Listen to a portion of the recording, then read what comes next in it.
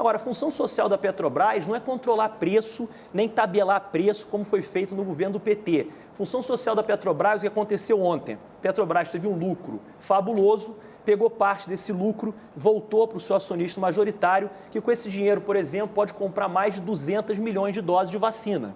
Isso é função social da empresa, é pagar 129 bilhões de reais por ano de impostos e tributos.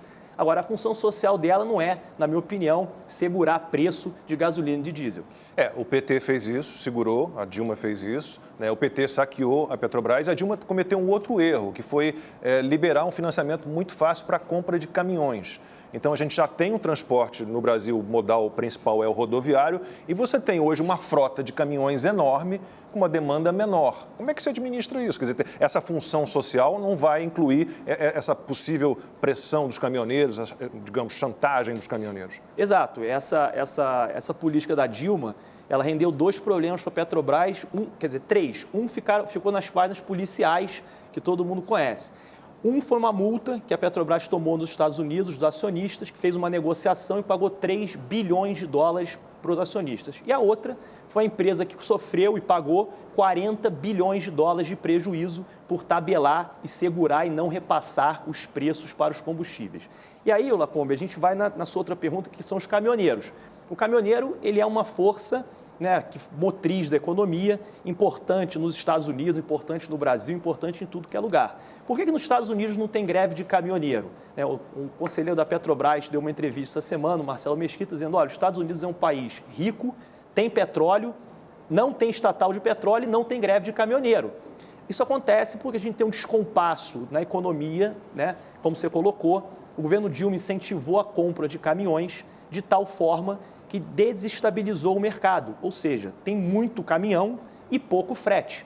Então, isso vai apertando a margem do caminhoneiro autônomo de tal forma que qualquer aumento na composição de custo desse caminhoneiro, e o diesel é um desses produtos, faz com que ele não consiga repassar para o preço do frete esse aumento. E aí tem toda essa comoção que a gente está colocando. Então, o problema não é o preço do diesel só, porque se o pedágio também subisse, o preço do pneu, isso tudo faz parte da composição de custo do caminhão, do caminhoneiro. Acontece que o diesel é mais volátil e esse repasse acontece mais rápido e logo ele sofre primeiro o repasse do diesel. Todo respeito aos caminhoneiros, tá? Uma categoria extremamente importante. Aliás, durante o confinamento maior, eu ia praticamente toda semana ao Rio de carro e os caminhoneiros estavam lá trabalhando, mas o país depende desse modal rodoviário, né? E tem, como disse o Pedro, tem muito caminhão, é uma situação muito delicada. Ainda um pouco sobre privatização ou não, a questão é a seguinte, a gente tem a Petrobras, que é uma gigante, né? Não se tem...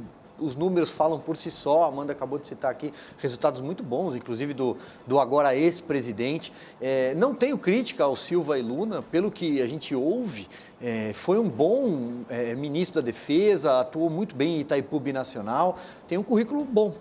Mas a questão é, partindo do princípio dessa governança de alguma forma política, qual é o caminho para a gente despolitizar a Petrobras se não for vender a Petrobras? Né? Ao contrário de outras empresas estatais deficitárias, vou dar aqui um exemplo, a EBC, por exemplo, a empresa que está debaixo dela está a TV Brasil, a antiga Rádio Brás, a Agência Brasileira, é deficitária em 500 milhões de reais por ano, por exemplo, para citar uma, tá? Mas a Petrobras não.